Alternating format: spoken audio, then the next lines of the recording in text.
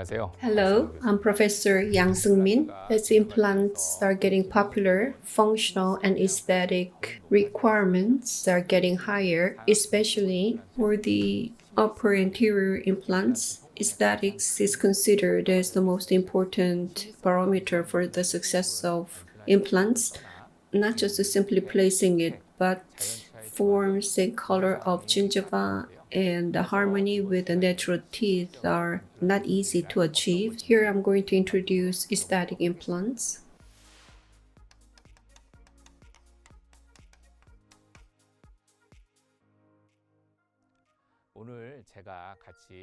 The contents. First, aesthetics in maxillary anterior region. Second, for aesthetic implants, factors to consider. 3 of them. First, preoperative evaluation. Second, accurate implant placement. Third, forms of prosthesis. And summary.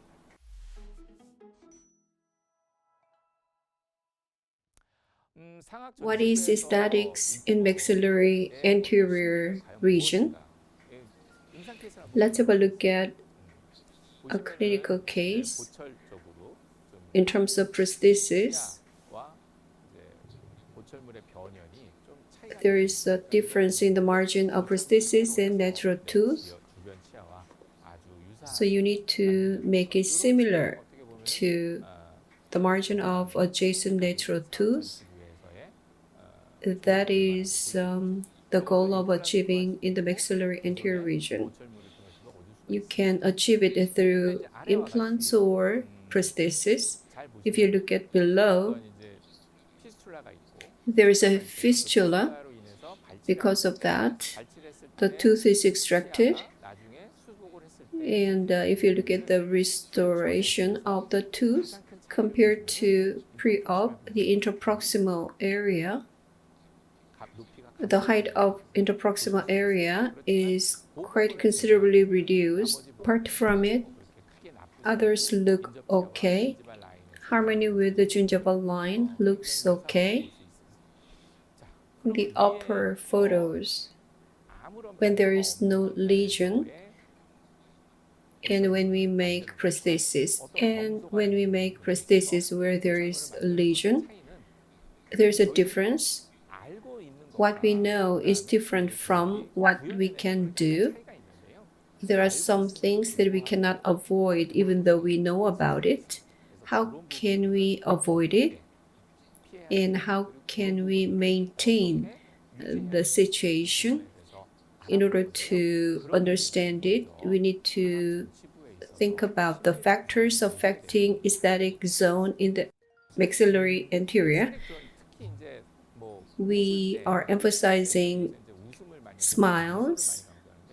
When they smile, the visible part varies from person to person.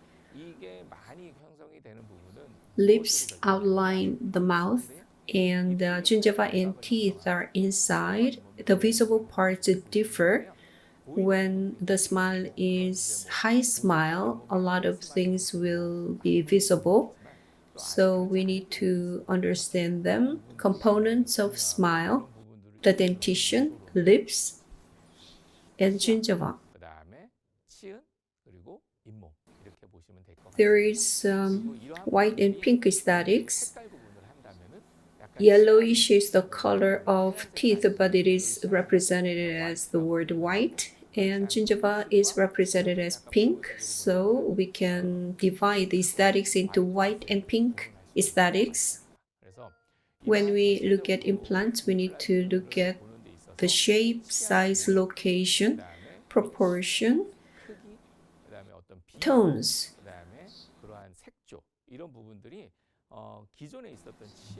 They should be similar to a lost tooth in the upper anterior region to achieve aesthetic prosthesis.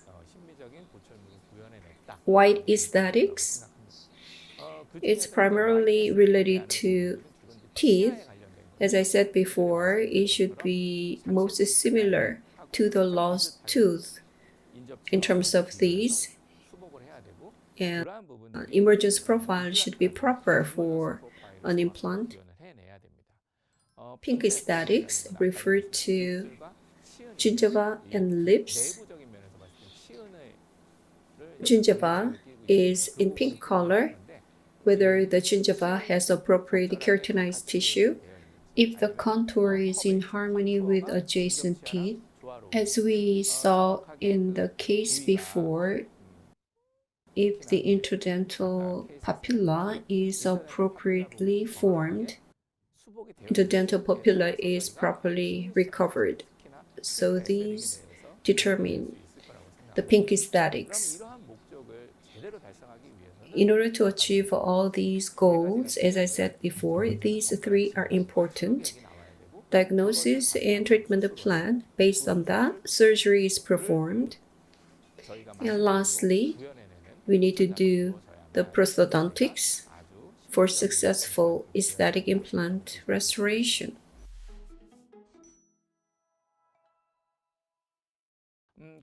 Before we do surgery, what do we need to evaluate? First, the implant site,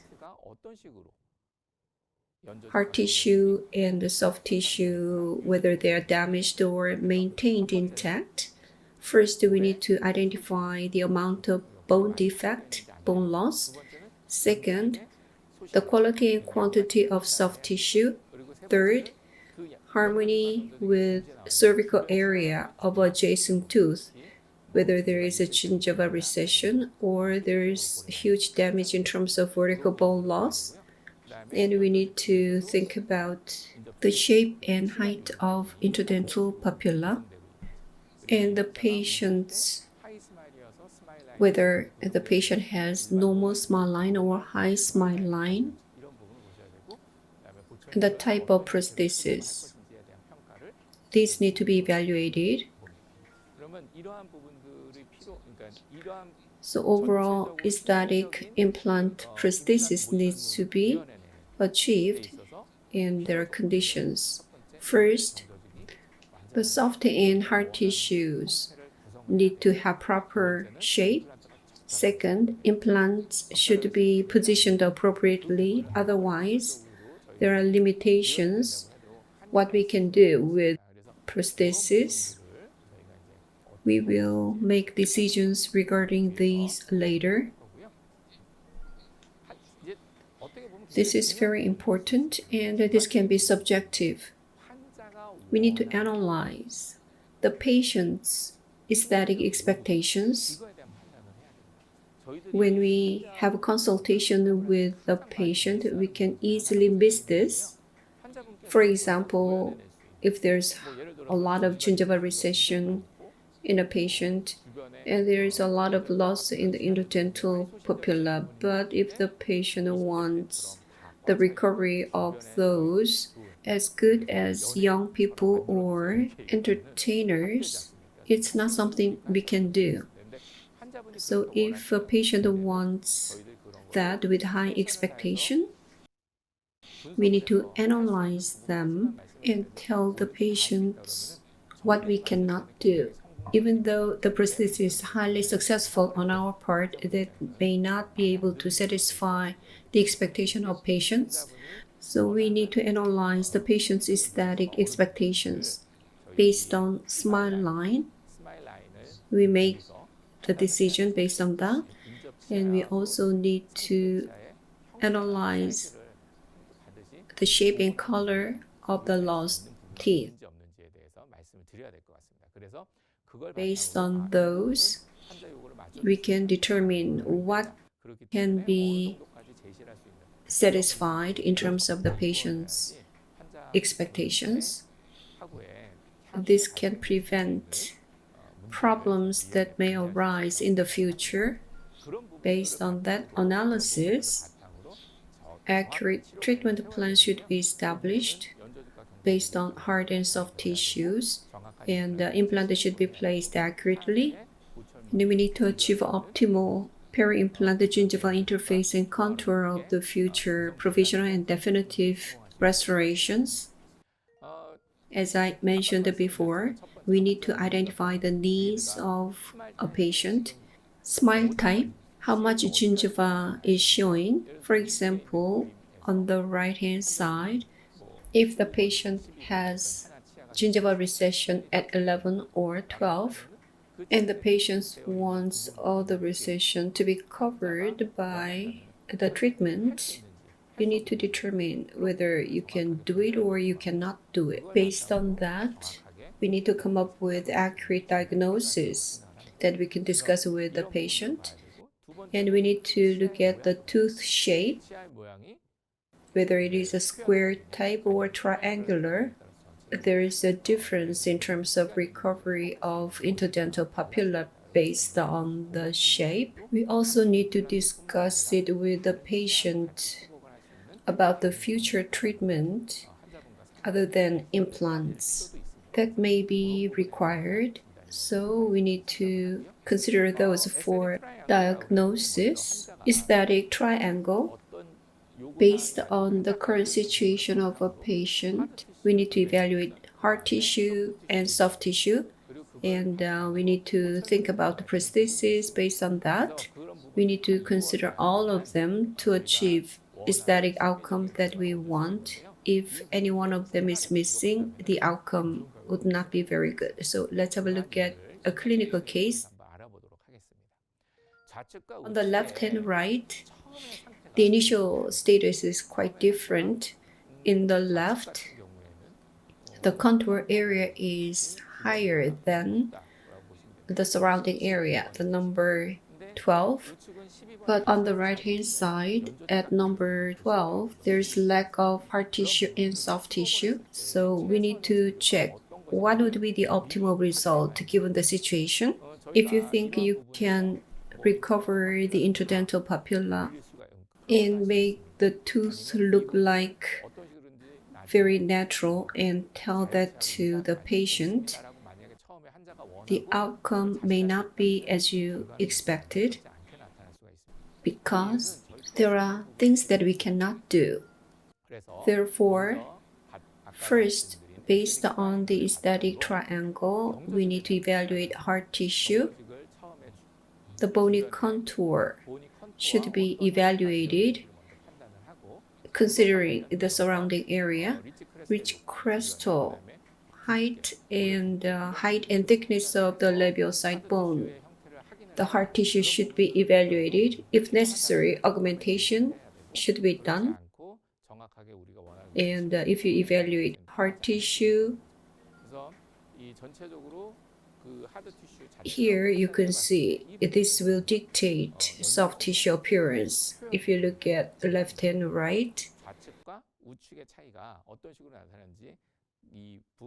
by looking at soft tissue, we can expect what hard tissue would be like below there. If you raise a flap on the left, the bone height is not a problem compared to the adjacent teeth. But if you look at it closely, there is a bit of bone loss in the interdental papilla area. So you need to consider that.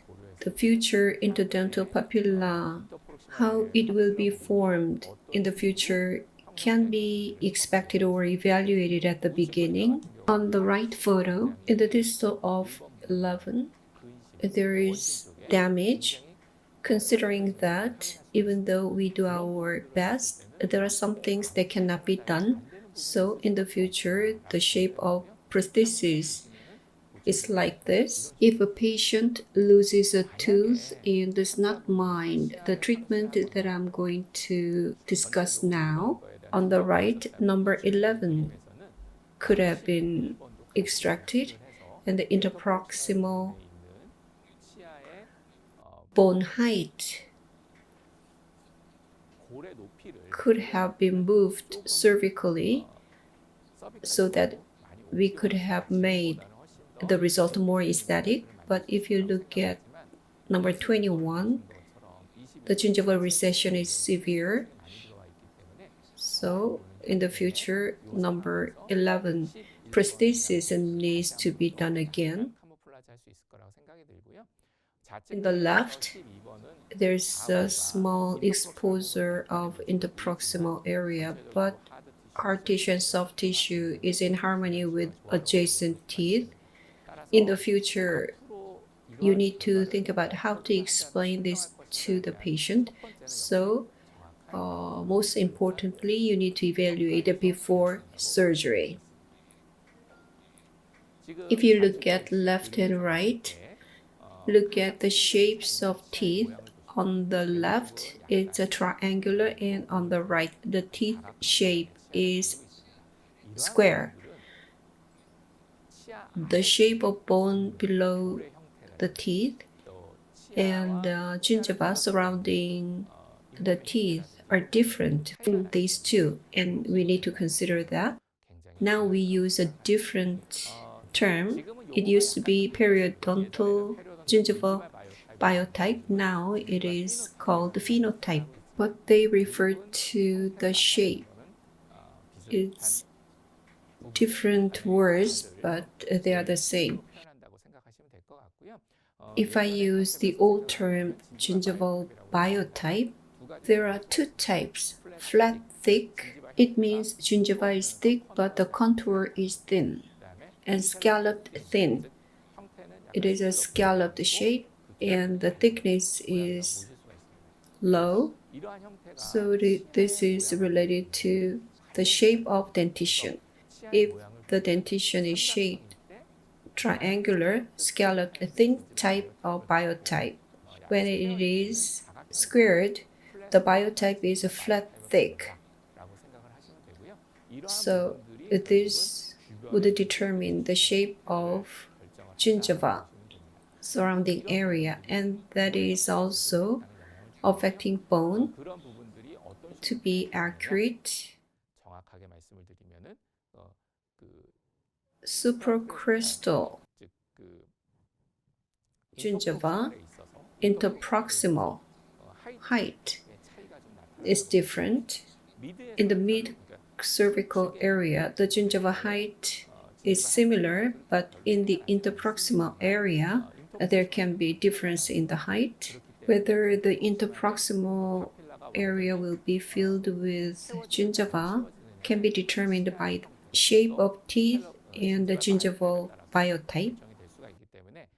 So these need to be evaluated before surgery.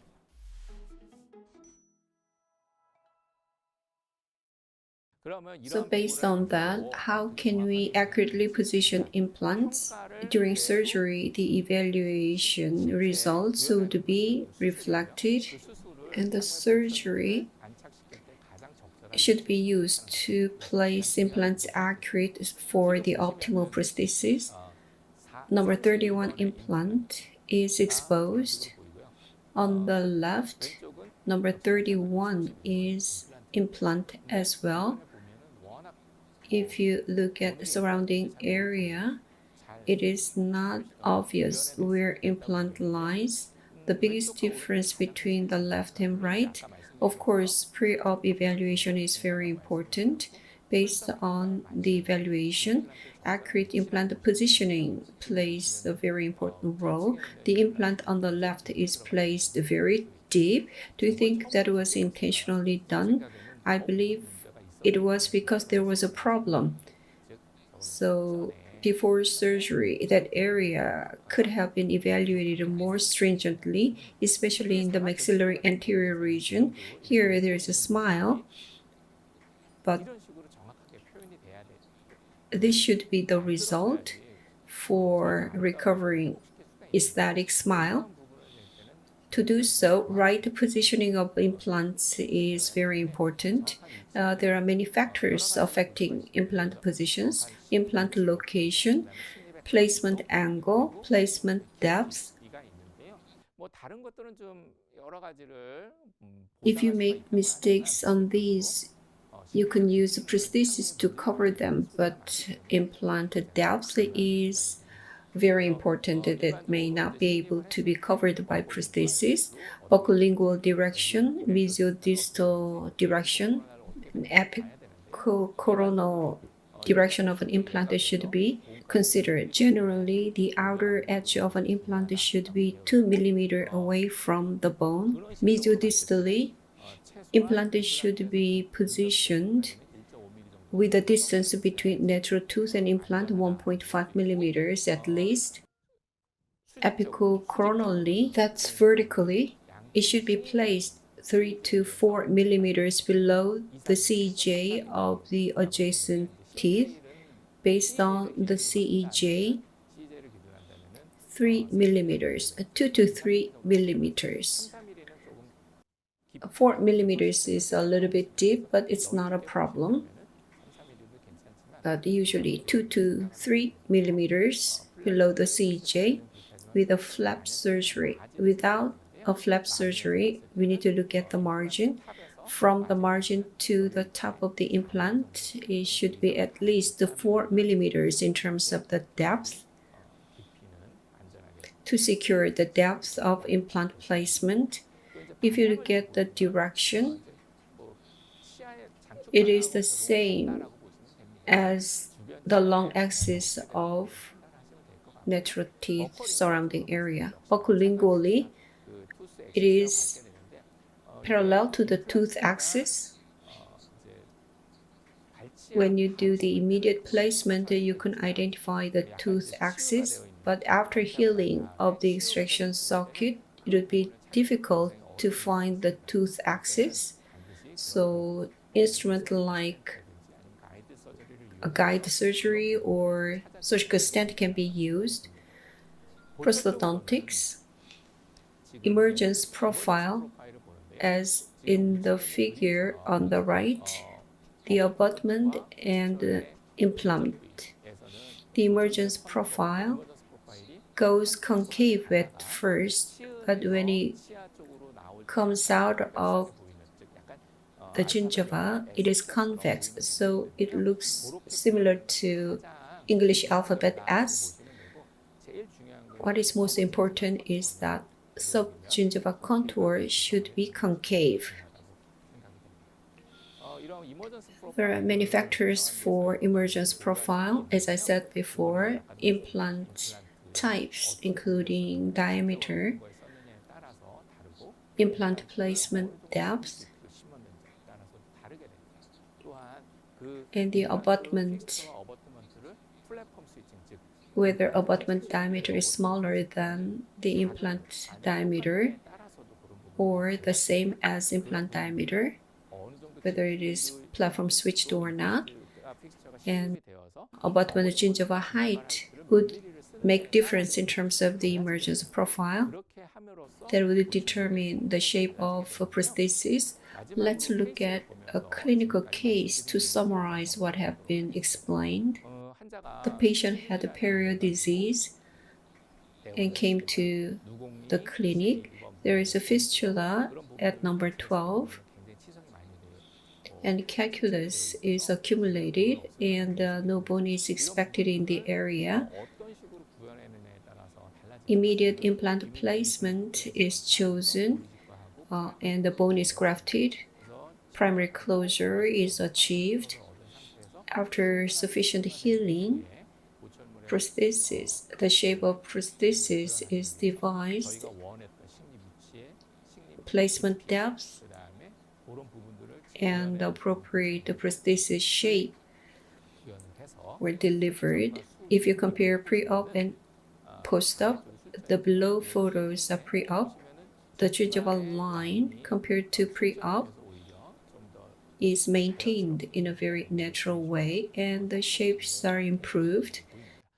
As I said before, the shape and the form of a tooth determine whether interdental papilla would be filling the gap or not. Very important. The shape of prosthesis is very important in that respect.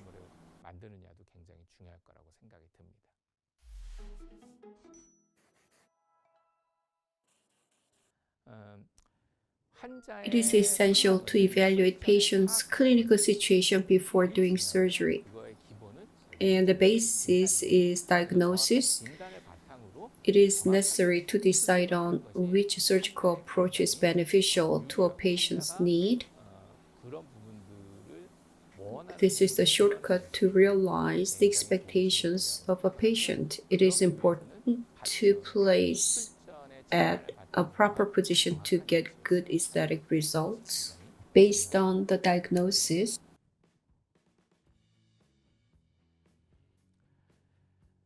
In the maxillary anterior region, which demand high level of aesthetics, harmony with existing teeth should be provided so that a very natural smile can be restored through proper procedures. I hope you would be able to satisfy your needs as well as your patient's needs. This concludes the lecture. Thank you for your attention.